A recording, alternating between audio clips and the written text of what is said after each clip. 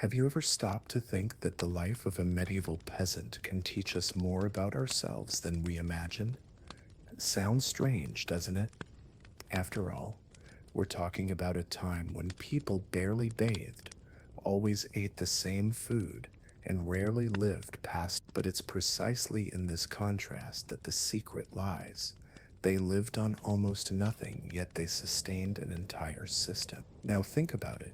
What if I told you that their seemingly boring and repetitive routine holds powerful lessons about survival, community, and even how we face our own struggles today? It sounds controversial, but believe me, there's something surprising about immersing yourself in this world that's both simple and brutal.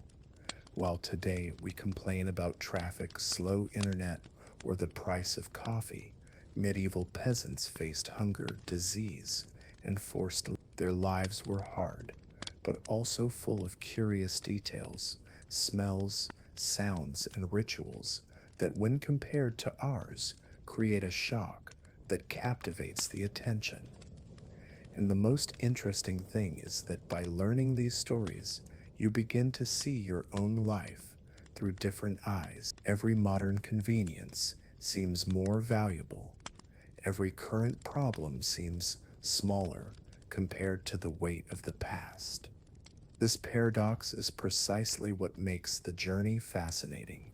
The simpler their lives seemed, the more complex the reflections it evokes in us. So, get ready. In the next few minutes, we'll cross the fields of medieval Europe, smell the smell of dark bread, hear the sound of sickles, and witness the daily lives of those who lived without ever leaving their mark on history. And since we're embarking on this journey through time together, comment below where you're from and what time you're watching this video. I want to meet who's joining me on this journey. In the early Middle Ages, the European world resembled a vast chessboard in constant disarray. Wars, invasions, and a lack of protection left the common people destitute. It was in this context that feudalism emerged. As a kind of silent contract, peasants offered their labor in exchange for security. It wasn't a choice, it was a necessity. Imagine living in a place where leaving home was already a risk to your life. This system didn't emerge from a formal meeting, as we see today in parliaments or assemblies. It sprouted slowly, almost like a plant growing unnoticed. Landlords offered shelter from invaders, and in return received labor from those who had nothing but their own hands. It was an unequal arrangement, but at the time it seemed the only way to survive. Fear united more than any bond of friendship. And look how curious, unlike today, where we can change jobs, cities, even countries. Back then, peasants were born and died, tied to the same land. It was as if their roots were not only in the crops, but also in the people. If someone wanted to leave, they needed the Lord's permission, and it was rarely granted. There were no work permits, just the burden of obligation. When we talk about feudalism, many think only of castles and knights, but the heart of the system lay in the sweat of the peasants who plowed the fields from sunrise to sunset. Without them, there would be no bread, and this detail makes us think. Today, we have full supermarkets, but all it takes is a trucker's strike to realize how much we still depend on those who put food on the table. Feudalism, in a way, never fully died. Walking through reconstructed medieval villages, one can still smell the smoke from the fires and the dry sound of iron beating in the forges. The peasant lived surrounded by these sounds, unaware that his simple life supported an entire social machine. He didn't read philosophy books, didn't plan revolutions, he simply survived. And yet, he carried an entire world on his shoulders. It's interesting to note that, while the peasants grew accustomed to this horizonless routine, They were unaware of the true burden they, like ants in a vast anthill, each step was repeated, each day the same, but this seemingly static routine paved the way for new forms of organization that would emerge later. And it is here that the rigid social structure begins to take shape, further shaping the lives of these men and women. In medieval Europe, society was like a ladder, each rung fixed and nearly impossible to change. At the top were the kings and nobles, in the middle, the clergy, and at the bottom, bearing all the weight, were the peasants. There was no social elevator, and there was no concept of climbing in the world as we know it today. One's position was determined by birth and remained so until death. Imagine being born knowing you'd never own the land you farm. It's like spending your entire life cooking in someone else's kitchen, never getting to taste the feast. This was the peasant's fate, living in the shadow of their masters, obeying orders and accepting the routine. Today we complain about traffic, but back then the burden was different, a weight carried centuries ago. The church reinforced this order as natural and divine. They said that God had chosen each person to occupy their place, and that questioning this was almost an offense to the sacred. For the peasants, the only option was to accept this narrative. After all, who would dare defy both the feudal lord and heaven itself? Resignation was taught from an early age, as if it were a virtue. If we think about it, we still see echoes of this today. How many times have we heard phrases like, the poor are born to suffer, or each to their own? These ideas inherited from centuries ago continue to haunt our mindset. But unlike the past, today we have tools to break down barriers, education, the internet, entrepreneurship. If a medieval peasant had access to these resources, perhaps the world would have changed sooner. Their routine had no room for grandiose dreams. The sound of church bells marked the hours, and life continued repetitively, almost like a human clock. They didn't plan vacations, didn't talk about careers, didn't choose professions. It was like being on a stage, with no room for improvisation, reciting the same lines over and over, generation after generation. And precisely because of this rigidity, when small changes arose, like new ideas brought from afar, or rumors of freer cities, they fell like a spark on dry straw. These sparks began to illuminate the village's boundaries, pointing to the next aspect that shaped peasant life, daily agricultural labor, which was both a prison and a gift.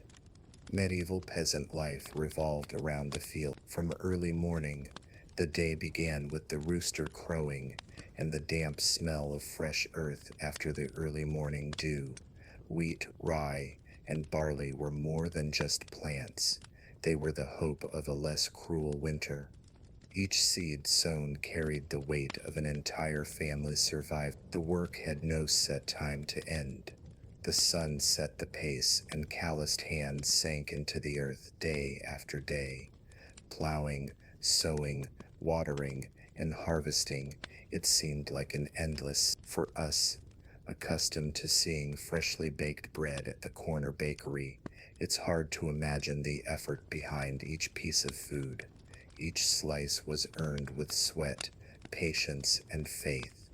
The peasant relied on rudimentary tools, often inherited from previous generations. The wooden plow creaked, the scythe cut with effort, and the wind carried away the golden dust of the harvest.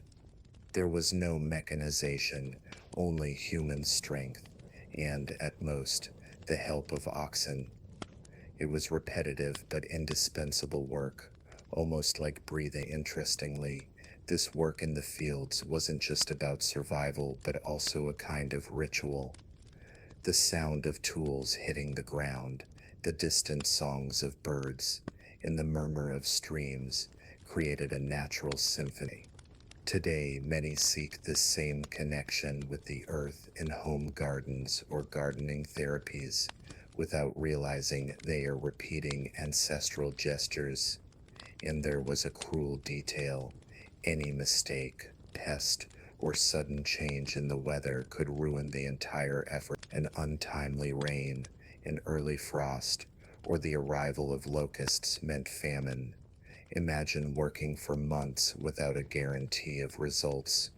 This constant instability was a shadow that followed every peasant from dawn to dusk. But despite all the hardship, there was a certain hope planted among the seeds. The peasant looked at the field and saw the future of his family. Each ear of grain that sprouted was a relief, and at the same time, a reminder that life was tied to the cycle of the seasons, a cycle that determined everything from people's moods to the prayers said in the small village church. In the life of the medieval peasant, time was measured not by clocks, but by the sky. Spring brought rebirth, summer abundance, autumn harvest, and winter icy silence. Each season was like a chapter in a book that repeated itself, but never guaranteed a happy ending. The peasant learned to read nature's signs like someone deciphering a riddle. Spring was a time of hope, the smell of wet earth, the shy flowers emerging, and the fields being prepared to receive the seeds. It was as if the entire village life breathed anew. But with this beauty came pressure. Plant quickly, plant correctly, or the whole year would be lost. Anyone who has ever cultivated a vegetable garden knows the butterflies in your stomach waiting for the first shoots to appear. Summer arrived like a test of endurance. The sun was beating down, sweat dripped down faces, and the fields demanded constant vigilance. The vibrant green of the crops was beautiful to behold, but it also demanded a watchful eye. It was a time to tend, to pull weeds and ward off pests. Today, we use sunscreen and air conditioning, but the peasant faced the heat with only a straw hat and courage. In autumn came the decisive moment, the harvest. The sound of scythes cutting, sacks being filled, and the smell of dry straw filled the air. It was a time of exhaustion and relief, of celebration and tension. The grain harvested needed to be enough to get through the winter, and any shortfall meant starvation. It was like putting money in a safe, knowing you'd have to live on it alone for months. Winter, finally, brought silence and harshness. The fields lay bare, covered in snow or ice, and the village huddled around their fireplaces. The smell of smoke permeated everything, and time seemed to freeze along with the landscape. It was a time of stories told by the fire, but also of growling stomachs. Today, if it's cold, just turn on the heater. Back then, every log burned was a means of survival, and so the cycle repeated itself year after year. Life was shaped by rhythms no one could control, only respect. The peasant learned to wait, observe, and accept. And in the process, he realized that even the simplest tools were his allies in this eternal dance with nature, a dance that relied, above all, on the rudimentary instruments that marked each journey.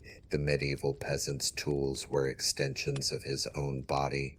The wooden plow, pulled by oxen or horses, carved the earth with heavy effort, leaving behind deep furrows that would hold the seeds.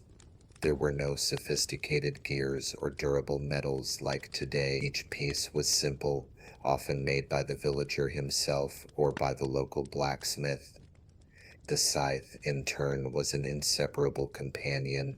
Its dry sound cutting through the wheat stalks echoed across the fields, marking the rhythm of the harvest. It was an almost hypnotic, repetitive task, demanding patience. Anyone who has cut grass with shears or trimmed a hedge can imagine the monotony and effort multiplied by hours, days, and entire weeks. These rudimentary tools also had a short lifespan. The plow could break, the scythe blade dulled, and there was often no immediate replacement. This forced farmers to improvise, to patch things up, and to repurpose old tools. Today we call this sustainability or the circular economy. For them it was simply a necessity. Interestingly, simplicity didn't diminish importance. A single tool could determine whether a plantation would be successful or not. It was like relying on a cell phone today. If it breaks, your entire day is compromised. But unlike a cell phone, there was no store to buy a new one. The peasant relied on his ability to keep what he had working for as long as possible. The smell of iron heating in the forge, the creak of dry wood, and the friction of metal against the whetstone were part of the village's everyday sound. These details reminded us of how hard life was, yet also how ingenious. Each repair was a silent victory. Anyone who has ever struggled to repair something at home without being able to call a technician knows exactly the feeling. And in the end, every stroke of the sickle and every furrow of the plow reminded the peasant of his total dependence on those tools. They were simple objects, yet charged with meaning, almost like a bridge between man and the land. It's curious to see how this simplicity also shaped the diet that emerged from these harvests, made up of bread, porridge, and vegetables that sustained generations. The medieval peasant's table was simple and repetitive. Dark bread, made from unrefined grains, was the daily staple, accompanied by thick porridge and cooked vegetables. The flavors were not as rich in spices or varied as we know them today. It was, above all, sustenance. Each bite was more a necessity than a pleasure. Meat was a rare commodity, almost a luxury. It only appeared on special occasions, such as religious festivals or village weddings. For many, months would go by without tasting a piece. Today, when we open the refrigerator and choose between chicken, fish, or beef, it's almost impossible to imagine the dietary monotony of that era. Eating was an act of survival, not choice. Interestingly, what for them was poverty could today be seen as a healthy diet. Whole grains, fresh vegetables, and a low meat intake are recommended by modern doctors. The peasant, unbeknownst to him, was living on a diet that today we would call natural or organic. But for him, it wasn't a fad. It was the only option available. The smell of soup boiling in the iron cauldron, mixed with the smoke from the fireplace, marked the cold nights. Families gathered around a communal bowl, sharing what little they had. There weren't enough utensils for everyone, and spoons were often passed from hand to hand. Anyone who has shared simple food while camping or traveling knows how this creates a sense of togetherness. The lack of variety, however, also brought fragility. Lack of nutrients, diseases like scurvy and weakness were common. The body was constantly pushed in the fields, but rarely received adequate fuel. It's like trying to run a marathon on only biscuits and water. Still, the peasant persisted, because there was simply no alternative. And in this scenario of repetitive meals, food wasn't just sustenance. It was a symbol of the daily struggle. Each piece of bread recalled the labor of the fields and the harvest. And around these simple meals, home also formed. Modest houses of wood and straw, which welcomed entire families into a single space. Peasant houses were small, often with only one room, made of wood and mud, and roofed with straw. They were fragile in the face of rain and wind. The floors were packed earth, and the walls let in the cold. There were no luxuries or comforts, just enough for shelter. Inside, life blended into a single space. Parents, children, animals, and tools lived together, sharing the same air. The smell was a mixture of smoke, sweat, straw, and manure. For us, accustomed to separate houses with well-defined rooms, living like that would have been unthinkable. But for them it was routine. The hearth fire was the heart of the home. It warmed, lit, and cooked, but it also filled the room with smoke, irritating eyes and lungs. Anyone who's camped around a campfire knows how the smell lingers in your clothes. Now imagine that smell every day, all winter long. It was the hallmark of the medieval home. Furniture was sparse, a rustic table, wooden benches, perhaps a chest for storing clothes and utensils. The beds were piles of straw covered with coarse fabrics. The creaking of wood and the rustling of straw were the sounds of the night, mixed with the snoring of animals in the same space. No soft mattresses or down blankets. Still, there was warmth. Families gathered there, telling stories by the dim light of the fire. The space was cramped, but also intimate. The closeness created strong bonds, as everyone shared every detail of daily life. It was a silent school of coexistence and resilience, and this simple life, shaped by fragile yet cozy homes, reinforced the idea of collective survival. Besides family, many even shared their space with chickens, goats, and pigs, which leads us to consider the intense coexistence with animals within these humble abodes. In the medieval peasant's home, animals weren't kept in isolated stables as we see on modern farms today. They shared the same space as the family, living side by side with children and adults. Chickens scratched on the dirt floor, goats bleated in makeshift corners, and pigs snored at night. The home was at once a shelter for both people and animals. This coexistence had a practical logic. Animals provided warmth, milk, eggs, meat, and of course manure to fertilize crops. Keeping them close was a form of protection against theft or predator attacks. For us, accustomed to seeing pets as couch potatoes, it's curious to think of goats and pigs as roommates, but in that reality it was survival. The smell was strong, almost unbearable to modern noses. It mingled the scent of fireplace smoke, human sweat, and animal dung. It was an olfactory symphony that permeated clothing and hair. Anyone who has ever entered a closed corral or livestock shed can imagine the intensity. But for the peasants, there was nowhere to escape. Children grew up in this environment as if it were natural. For them, playing with chickens and goats was as common as playing in a playground today. Daily contact with animals taught them responsibility and mutual dependence from an early age. After all, their morning milk and dinner eggs came from those very same housemates.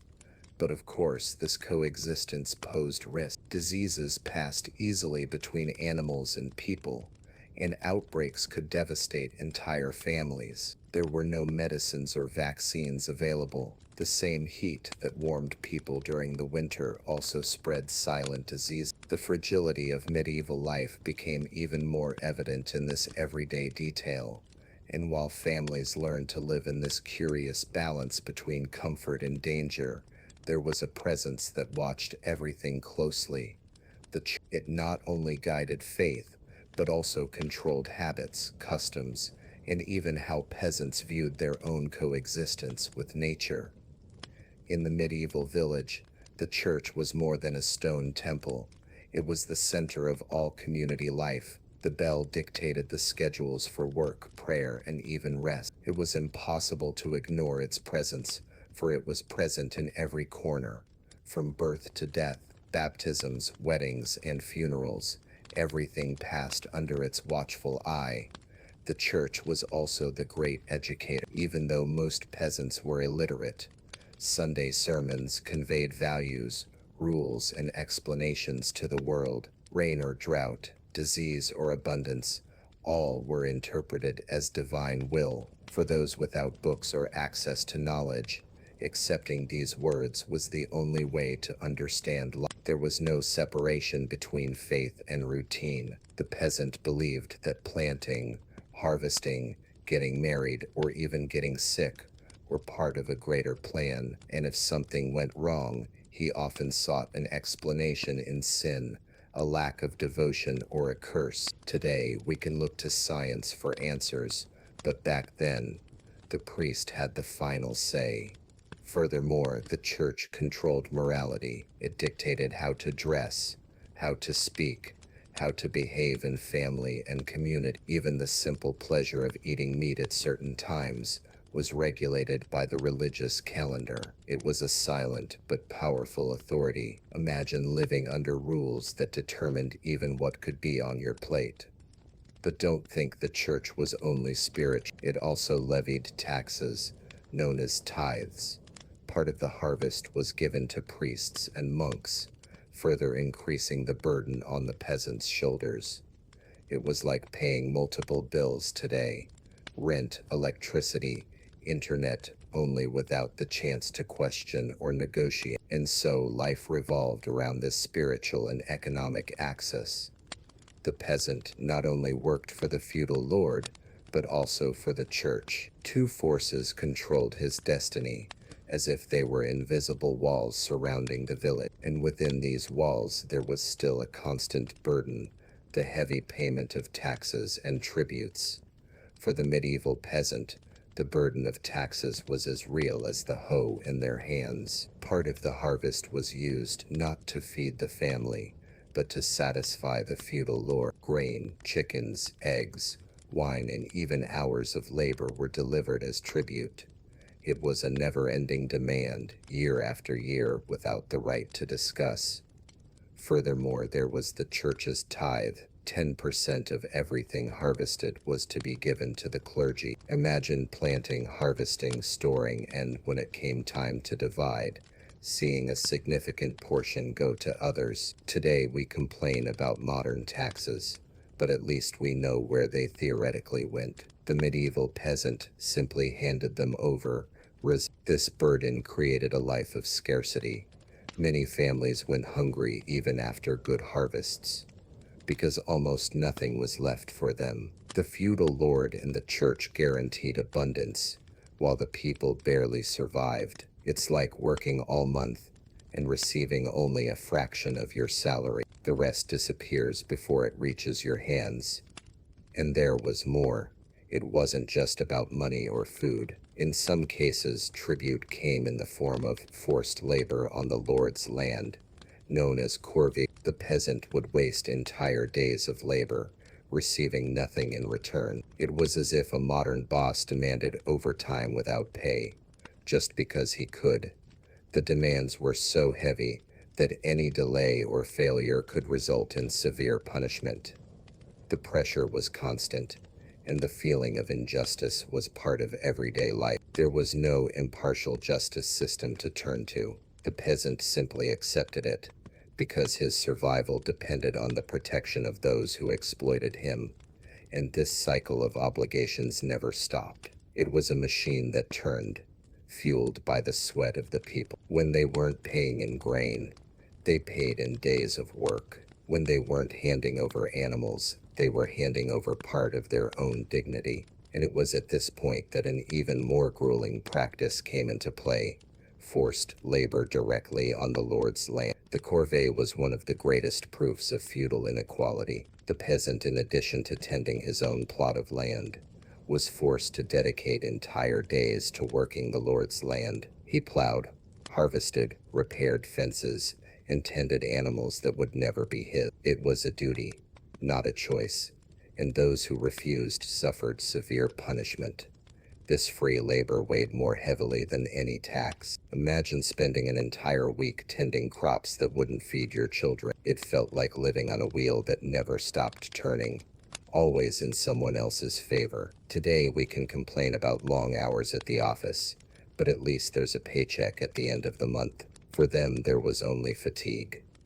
The corvée also limited the peasant's time for himself. Often his own fields were neglected, resulting in poor harvests. It was as if the clock was always ticking against him. This pressure created a life of constant insecurity, where the future depended not only on the weather but also on the goodwill of the Lord. It's interesting to note that even within this obligation, there were moments of solidarity among the villagers. Working together on the Lord's land brought them closer, creating bonds of companionship. The shared sweat generated complicity. Anyone who has shared a heavy task with friends knows how the pain becomes a little lighter when not faced alone. And then there was the psychological aspect. The peasant grew up knowing that part of his life would never be his. Each day spent in the corvée was a reminder that freedom was nothing more than a distant word. There were no plans for travel, career, or leisure, only the certainty that the next call would come, and it would be impossible to ignore. But despite all this burden, there were occasional respite. Feast days, religious celebrations, and community gatherings were small oases in the arduous routine. It was in these moments that the peasants would forget, however briefly, the oppression of the system. And it is precisely in these pauses that we find the next aspect of medieval life: religious festivals, rare moments of rest and distraction. Religious festivals were like small windows opened amidst the monotony of peasant life. After endless days of work in the fields and obligations to the Lord, a respite finally arrived. The church bell called, not only to prayer, but also to celebration. It was a time when the village was filled with music, colors, and different smells. The peasants wore their best clothes, which were often not much better than their usual clothes, but at least they were clean and whole. The women prepared special breads, the men brought simple wine, and even the young forgot for a few hours the burden of work. It was an opportunity to experience something approaching joy. During these celebrations, there were circle dances, collective songs, and even small religious performances. The church united everyone around faith, but at the same time created space for fellowship and laughter. Imagine a simple square filled with people laughing, children running, and the smell of freshly baked bread in the air. For many, it was the only moment of lightness in months. Don't think, however, that it was a constant luxury. These celebrations took place on specific dates linked to the Christian calendar: Easter, Christmas, Corpus Christi, each with its own rituals and meanings. It was as if faith organized time, offering small emotional rewards to keep everyone going. Today, holidays bring us rest. For them, they were almost a salvation. And there was something special about these gatherings: the exchange of stories, tales of saints, miracles, or even local legends circulated among the people, fueling the collective imagination. Anyone who has participated in a family conversation circle knows how this kind of moment creates memories. For the peasants, it was what broke the routine and strengthened community bonds. But when the music died down and the bells returned to their normal rhythm, reality returned with a vengeance. Families returned to their simple homes, divided into a single room where every detail of life was shared. And this lack of privacy shaped not only relationships, but also the way they viewed life. In the medieval home, the idea of privacy simply didn't exist. Everyone slept, ate, talked, and even got sick in the same space. Parents, children, grandparents, and often animals shared the cramped space. There were no doors between rooms because there were no rooms. It was a life of complete exposure. Every detail of their daily routine was visible to everyone. A couple arguing, a child crying, an elderly person grumbling. Nothing went unnoticed. Those who grew up sharing a room with siblings might understand this feeling, but multiply that by a lifetime with no chance of change. It was living in public, even at home. This forced coexistence shaped behavior. There was less room for secrets, less scope for individuality. People learned to compromise, to share, to adapt. Today we speak of emotional intelligence. Back then it was emotional survival. After all, there was no way to avoid intense daily contact. Sleep was communal, marked by the sound of snoring, coughing, and the rustling of the straw that served as bedding. The smell of smoke from the fireplace mingled with that of tired bodies. Anyone who has camped in a crowded tent knows what it's like to share a confined space. Now imagine that every day of your life privacy was a non-existent luxury. Interestingly, this lack of privacy also strengthened bonds. Children grew up closely following their parents' work, learning by example. Stories were told in groups, prayers said aloud, pain and joy shared. Life was less individual but more communal. However, this same proximity increased vulnerability in times of illness. When someone fell ill, there was no way to isolate themselves. The disease spread quickly, and the village's fragility became evident. It is at this point that disease assumes a central role in the history of medieval peasants. In the Middle Ages, health was a mystery shrouded in fear. Diseases like plague, smallpox, and severe flu appeared suddenly, spreading with frightening speed. Entire villages were struck, and often no one could explain why. The invisible seemed more powerful than any weapon or army. The plague, in particular, carried a unique terror. All it took was one infected rat or flea to transform a village into a landscape of desolation. Bodies piled up, and life seemed to grind to a halt. Imagine living without doctors, modern hospitals, or antibiotics. The best one could do was pray and hope that fate would be kind. Smallpox also left deep scars, both physical and emotional. The scars on the face and body were permanent reminders of the struggle against the disease, and without vaccines, fear haunted every family. For those who have experienced modern epidemics, such as swine flu or even COVID-19, it's possible to feel a distant echo of this collective dread. Seasonal flus, which we now consider common annoyances, were real threats back then. A high fever could be a death sentence. The cold of poorly healed homes and poor nutrition weakened the body, making any virus more lethal. Death was always near, like an invisible shadow in everyday life, and poor hygiene made matters worse. Animals in the same space, dirty water, and a lack of baths created the perfect environment for microorganisms to thrive. Today, washing your hands and using soap is enough. Back then, these simple gestures were rare. The smell of disease, mixed with smoke and sweat, was part of everyday life in the villages. These diseases not only killed, but also shaped behavior. The fear of sudden death brought people closer to faith, reinforcing dependence on the church. But paradoxically, it also exposed the fragility of community life. And at the heart of this fragility was poor hygiene, a detail we take for granted today, but which at that time was almost non-existent.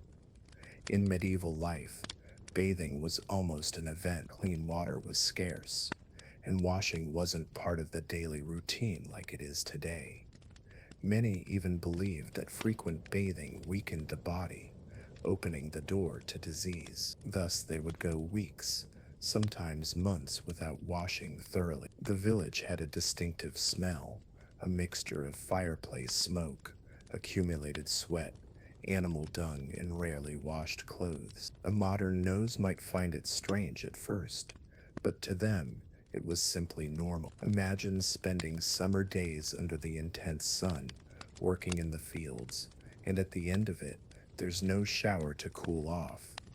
When bathing existed, it was communal, using wooden basins or nearby rivers. Entire families took turns, and the water used wasn't always clean. Often, the same water used for washing clothes and utensils was also used for bathing. Today, we have taps that flow with drinking water.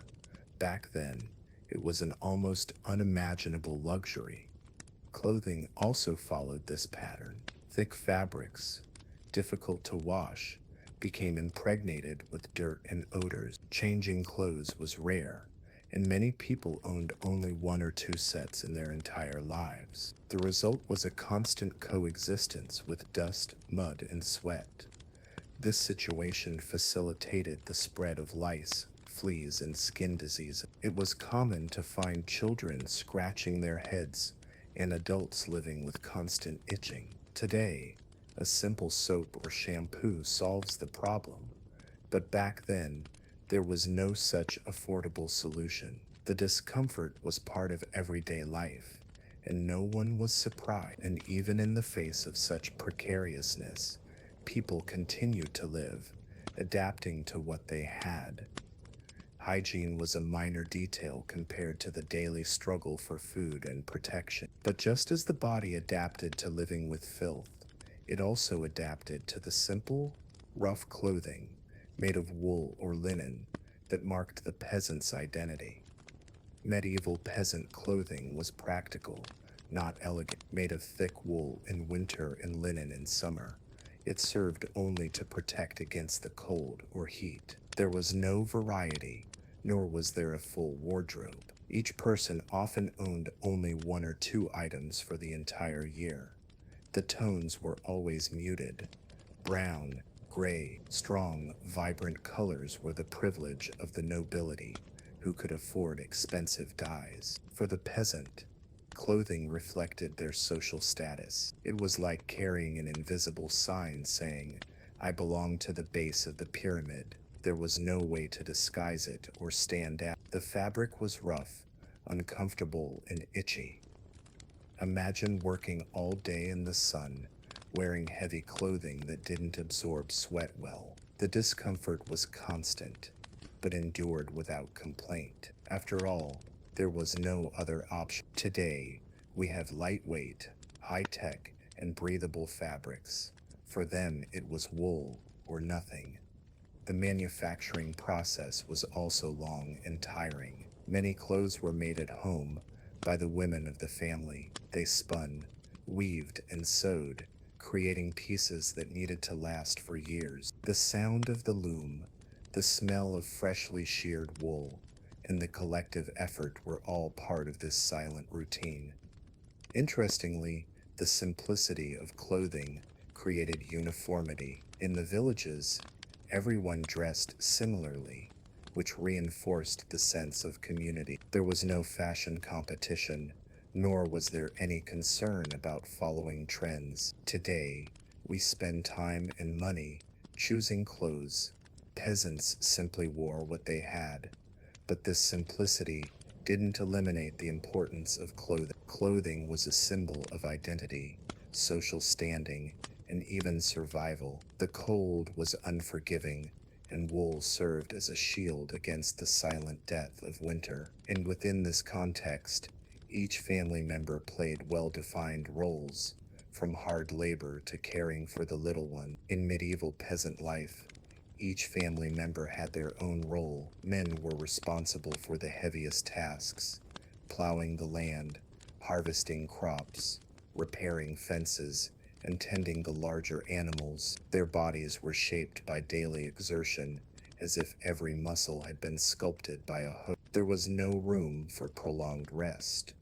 Women, in turn, had a double shift, working in the fields alongside the men while simultaneously caring for the home, children, and food. The smell of bread baking in the clay oven mingled with the sweat of the fields. It was a tough routine, but done in silence, often without recognition. Children were no exception. From a young age, they learned to help, gathering firewood, caring for chickens, carrying water. Games were played, but always amidst chores. Anyone who grew up helping out at home knows how these small responsibilities shape character. In medieval times, this was taken to the extreme. The elderly also played an important role. Even without the strength of youth, they were a source of wisdom, telling stories, teaching techniques, and keeping traditions alive. Respect for elders was natural, because each piece of knowledge passed on could mean the difference between a good harvest and starvation. This division of roles created a precarious but functional balance. Everyone knew what they needed to do, and collective work kept the village afloat. There was no room for individualism. It was like cogs in a clock. If one failed, the entire system was at risk. And at the heart of this balance lay an invisible enemy, the weather. No matter how dedicatedly each person performed their role, a drought, a flood, or a storm could undo all their efforts. Dependence on the weather shaped life and left everyone at the mercy of nature. In the life of medieval peasants, the weather was the true master of the land. No matter how hard they worked or how disciplined they were, if the sky didn't cooperate, all their efforts were in vain. An untimely rainstorm or a sudden frost could turn months of dedication into an empty field. It was like playing with a rigged deck. Droughts were feared. The sun beat down on the earth until it cracked. Dust rose in the wind, and seeds withered before they could even sprout. Families watched their grain supplies dwindle and anxiety grow with each passing day. Today, we can turn on the tap or use irrigation systems, but for them, the only hope was to look to the sky and pray. The floods were no less cruel. A river's flooding was enough to sweep away entire crops. The smell of mud and rot filled the village, and hunger loomed like a shadow. It was like watching all your work washed away, helpless. For many, this was the hardest blow to accept. The harsh winter also took its toll. Heavy snows or prolonged cold spells destroyed stored crops and made it difficult for animals to survive. Without greenhouses or modern storage facilities, everyone had to rely on good luck and community solidarity. Many families gathered together, sharing what little they had left. The most striking thing is to realize how the weather shaped spirituality. Prayers for rain or sunshine were constant. The church reinforced the idea that these phenomena were divine will, not mere whims of nature. For the peasant, meteorology didn't exist. There was faith, and when the climate failed, the consequence was direct. Hunger. An empty stomach became a constant companion, a reminder that life depended on forces far greater than human labor. And it is precisely this recurring hunger that marks the next aspect of the medieval routine, as cruel as it is inevitable. Hunger was a familiar face to medieval peasants. When the harvest failed, the emptiness of the granaries echoed in everyone's stomach. Bread, already dark and hard, became even scarcer. Thin soups replaced entire meals, and often what was on the table was nothing more than broth made with roots and leaves. Children were the first to suffer. Their faint cries for milk or bread were a sound that broke parents' hearts. Many didn't survive the winter, and infant mortality was high. Today, all they have to do is go to a supermarket and fill their cart for them. Each meal was a hard-won victory. Hunger brought not only physical weakness but also despair. There were reports of families resorting to rotten grains, dead animals, or even tree bark to survive. The sour smell of rotting food mingled with the air, but it was eaten nonetheless. The choice was not between good and evil, but between life and death.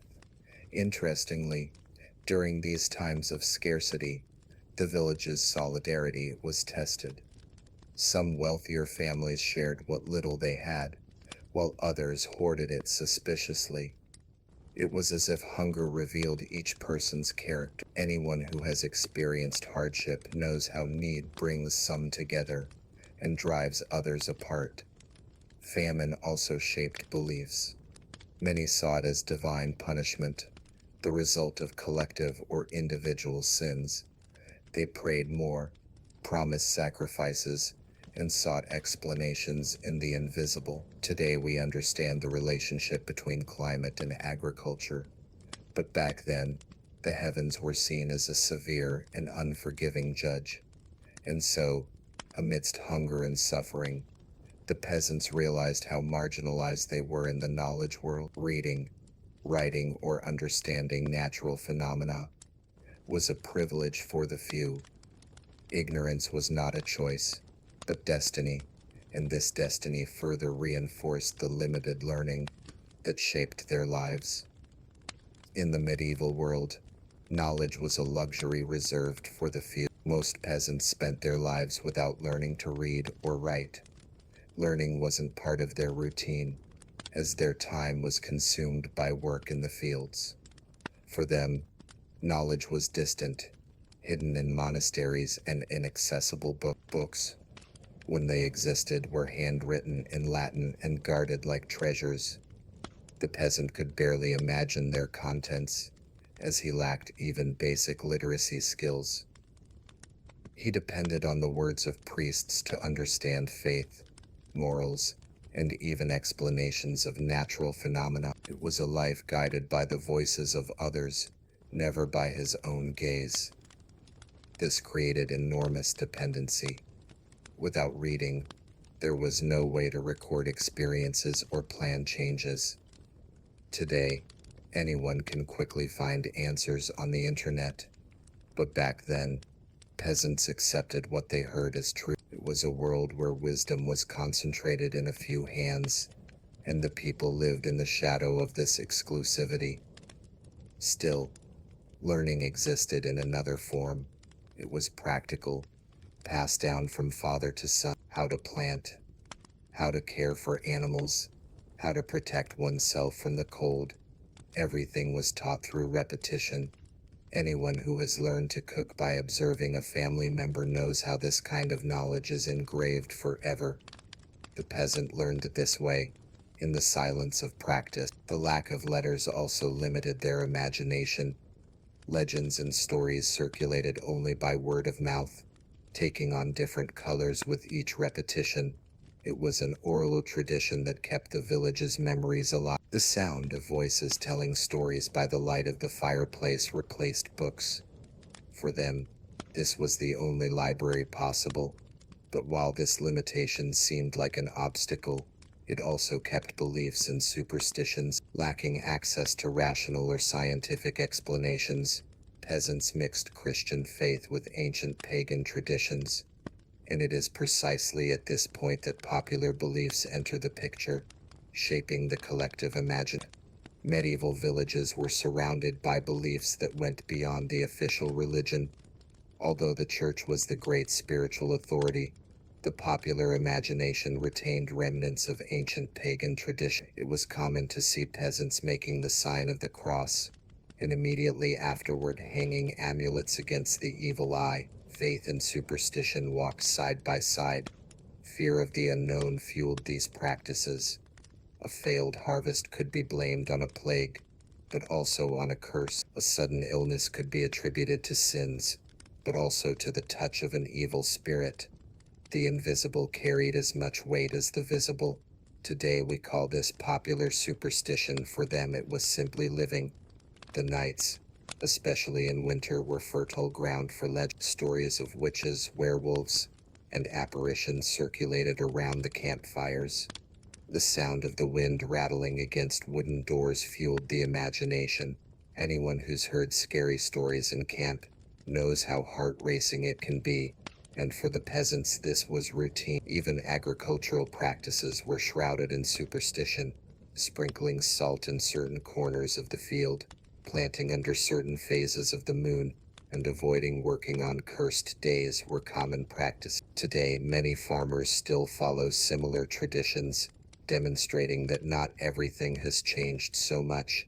The line between science and belief has always been blurred.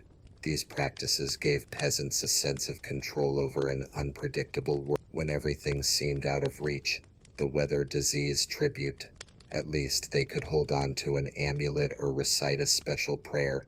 It was a way to believe they weren't completely at the mercy of fate. But amid these beliefs, traditions also emerged that shaped social life. Marriage, for example, carried both religious and superstitious rituals, and often these marriages were not the result of love or choice, but of arrangements decided by families. In the medieval peasant world, marriage was not seen as an act of romantic love, but as a survival strategy. Parents decided on their children's marriages based on family alliances, shared labor, and land preservation. The heart rarely had a voice. Union was practical, and feelings came later, if at all. The ceremonies were simple but rich in symbolism. The priest led the ritual, and the community witnessed. There were no lavish parties, at most a communal meal with bread, wine, and improvised music. The most important thing was to formalize the new family, not the celebration itself. For young people, marriage often meant accepting a destiny chosen by others. A daughter might be promised as a child, and a son might be placed before a wife, with no option to refuse. Today, we think of freedom of choice, but back then, the priority was ensuring stability. It was more about a contract than a romance. Despite this, over time, some couples found affection in their daily lives, working side by side in the fields, raising children, and facing hardships together ultimately created real bonds. Anyone who has shared challenges knows how this can bring two people closer. Love, in these cases, was born from struggle, not from initial passion. There were also superstitions surrounding marriage, rituals involving herbs, specific blessings, and even symbolic objects were used to ward off bad luck. Marriage was seen as not only social, but also spiritual. After all, the union not only guaranteed family continuity, but also protection from unseen forces. And with these new families forming, the village grew stronger. More hands to work, more children to inherit traditions, and more responsibilities to share. This cycle also brought about the need for community structures, like the mill, which played a central role in agricultural routine. The mill was more than a building, it was the heart of food production in the village. Without it, wheat, rye, and barley grains were nothing more than hard, barely usable seeds. Turning them into flour gave life to bread, an essential staple on the peasant table. The sound of the grinding wheels was a constant soundtrack to medieval daily life. There were two main types, water-powered and wind-powered. Each turn of the blades or water wheel represented the collective effort of an entire community. The scent of fresh flour wafted through the air, mingling with the dust that coated clothes and hair. Anyone who has ever entered an artisanal bakery may have sensed this atmosphere. The mill was also a social gathering. Villagers would gather to wait their turn, chatting about harvests, diseases, and even local gossip. It was like a kind of improvised town square, where work and social interaction intermingled. Between the noise of the gears and the laughter of conversation, a community space was created. But there was one important detail. The mill wasn't freely available. It usually belonged to the feudal lord, who charged a fee for its use. Thus, even when transforming the fruits of his own labor into flour, the peasant still had to pay. It was as if every step of life was always tied to a tax. The process itself was fascinating. Heavy sacks of grain were dumped in, and the giant stones slowly rotated, grinding everything into dust. The rhythmic sound was hypnotic, almost like a repetitive village song. The fine dust floating in the air stuck to the skin and made one sneeze, but it also brought a sense of abundance. And with each sack of flour produced, dependence on the feudal system was reinforced. The peasant not only planted and harvested for the lord, but also milled under his imposed rules. And in this cycle, obedience to the feudal lord became even more evident, shaping the lives of everyone in the village. In the medieval mindset, the feudal lord was virtually untouchable. He not only owned the land, but also had ultimate authority over the lives of the peasants. Obedience wasn't an option, it was an obligation, seen as part of the world's order. From an early age, children learned that questioning the Lord was tantamount to challenging their own destiny. The church reinforced this view. It preached that God had established each person in their place, kings to rule, nobles to protect, and peasants to serve. This narrative justified hierarchy, making it something natural and inevitable. Today, we speak of meritocracy. Back then, we spoke of divine. Peasants grew up believing this.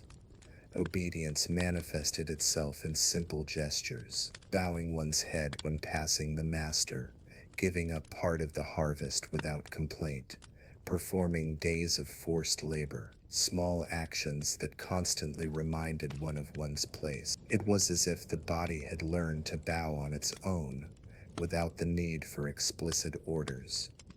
There were, of course, those who felt silent revolt, but expressing it openly was dangerous. Punishments could be severe, from loss of land to physical punishment. Anyone who has worked in environments with authoritarian bosses can imagine this climate of constant surveillance. The difference is that in the medieval world, there was no other company to escape to.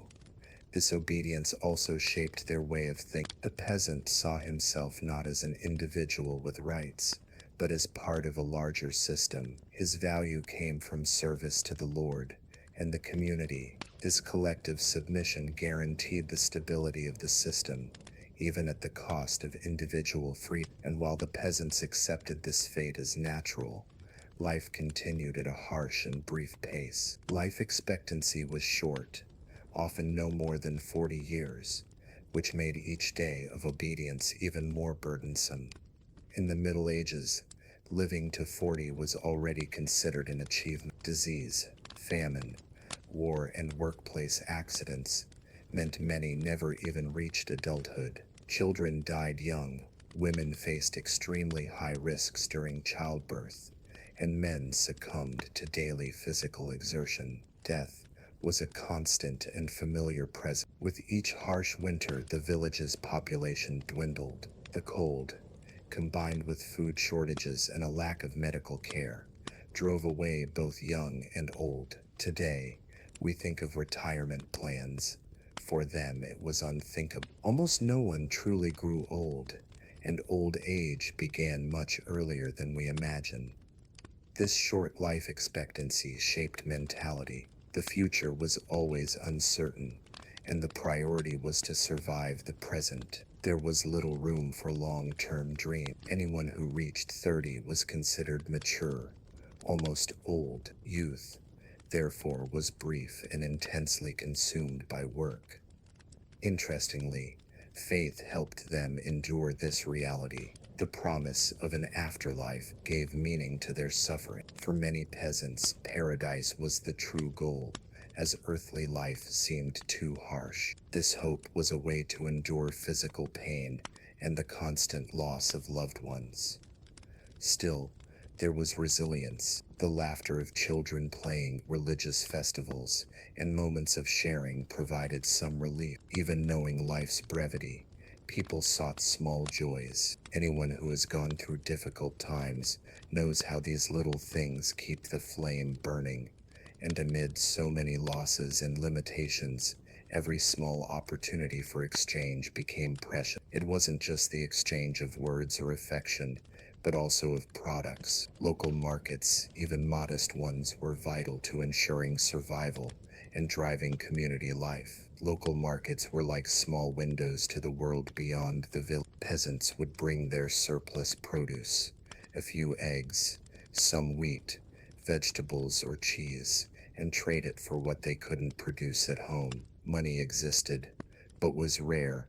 Direct exchange was what sustained commercial relations.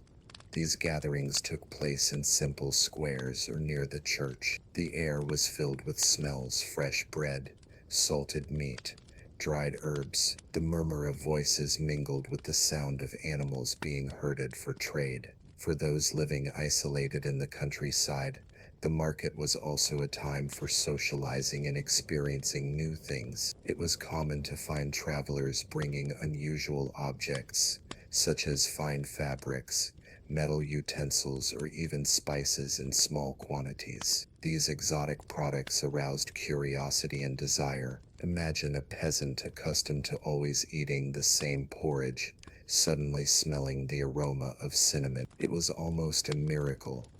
But the market wasn't just about commerce. It was also about politics and coexistence. Alliances were formed, news circulated, and even conflicts arose. It was a living space, reflecting both the unity and tensions of the community. Anyone who has visited a street market knows how this environment has its own energy, both vibrant and chaotic. Young people saw markets as an opportunity to meet people from other villages and even arrange marriages. Older people took advantage of the opportunity to exchange experiences about the climate, harvests, and life's challenges. In this sense, the market was as educational as it was economic. And yet, this space of coexistence was always threatened by external dangers.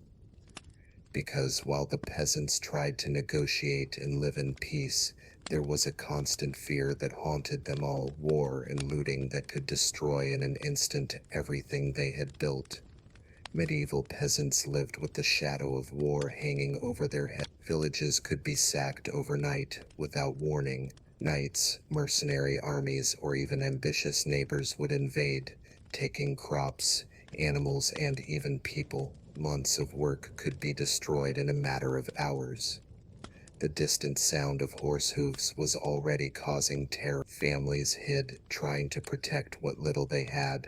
Wooden and straw houses offered no resistance. Fire or sword were enough to turn everything to ash. For the peasants, there was no fortress, only the hope of going unnoticed. The feudal lord, in theory, should have offered protection, but this wasn't always the case. Often he was only concerned with his own interests, leaving the people vulnerable. It was like paying for expensive insurance, and in times of crisis, discovering it covered nothing. The feeling of powerlessness was profound, and it wasn't just material loss. War brought violence, death, and separation. Women and children suffered from the brutality of the invaders, and entire families were destroyed. The fear was not only of the looting, but of the trauma that would remain afterward.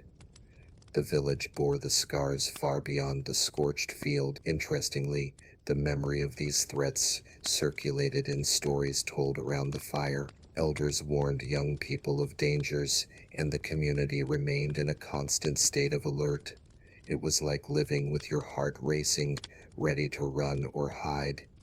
And even amidst so much fear, life had to go on. The fields demanded work, and daily life was slowly rebuilt. Each village bore its own marks of destruction, yet the routine returned, repetitive, as if nothing had changed.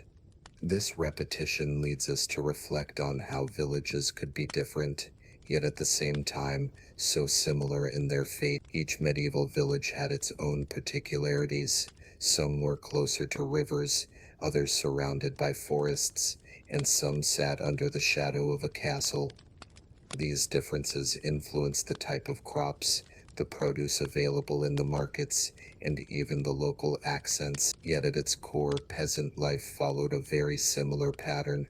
From sunrise to sunset, the work was the same: planting, harvesting, tending the animals, praying, and sleeping.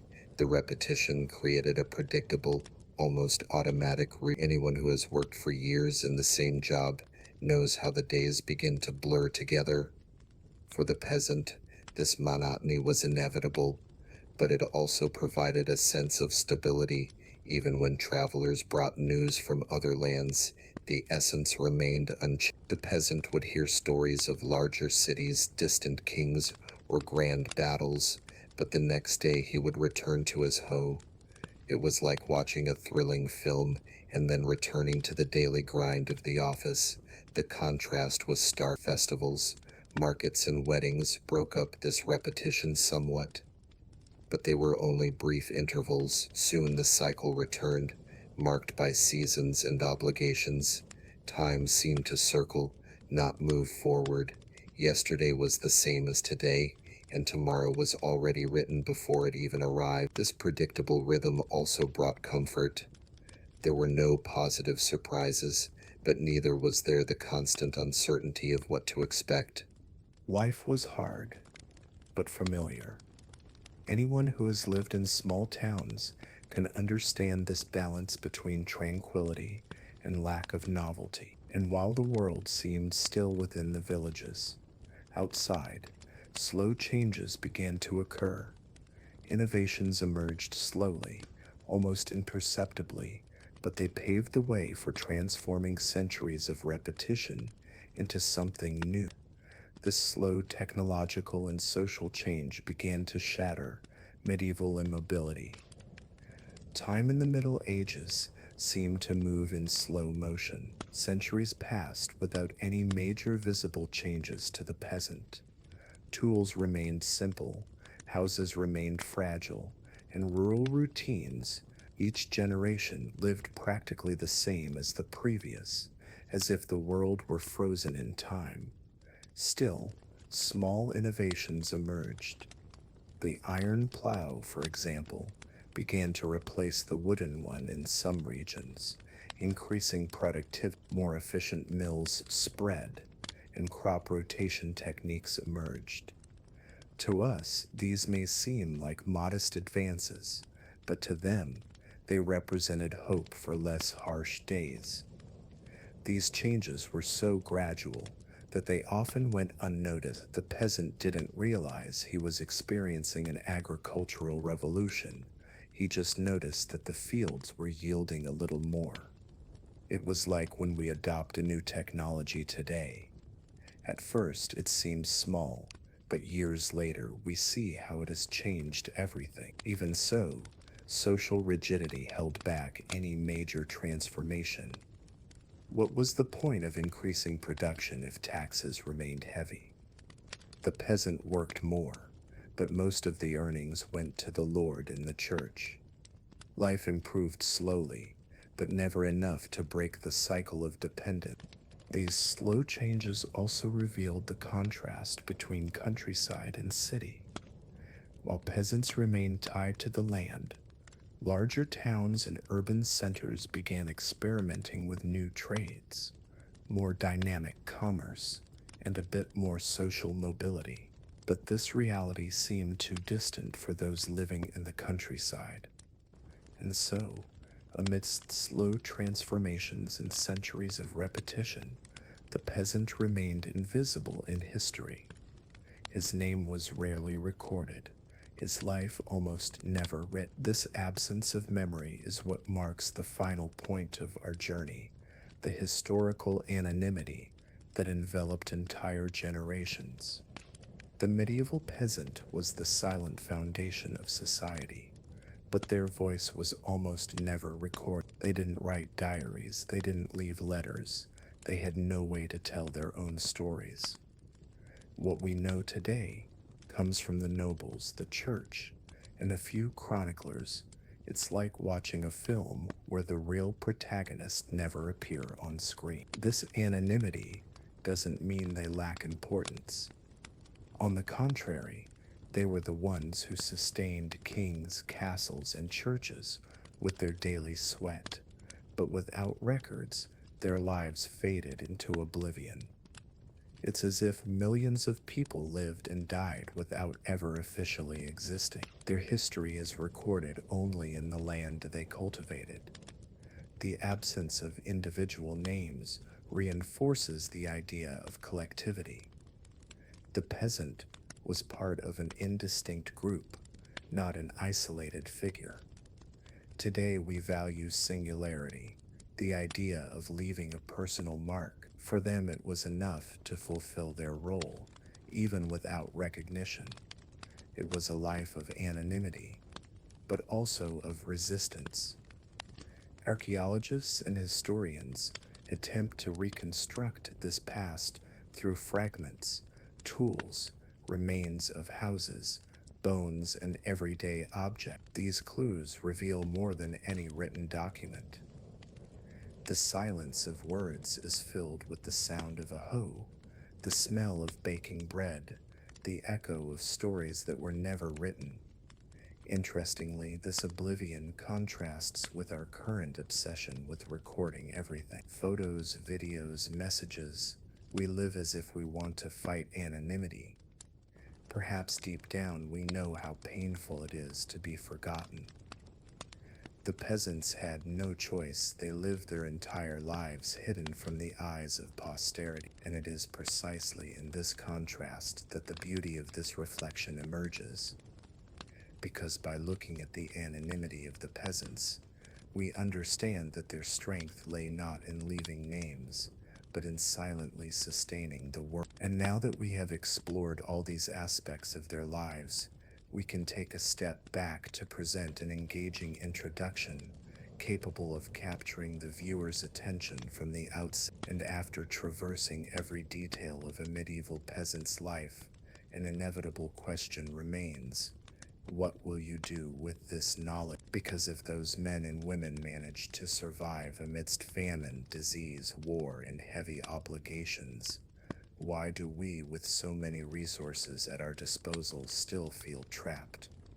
Perhaps the difference lies in how we view life. They had no choice, we do. They accepted repetition, we can break the cycle. They depended on the climate and feudal lords. We can choose paths, create opportunities, reinvent our history. And this is too powerful to ignore. Now think for a moment, what have you been complaining about today that compared to this seems small?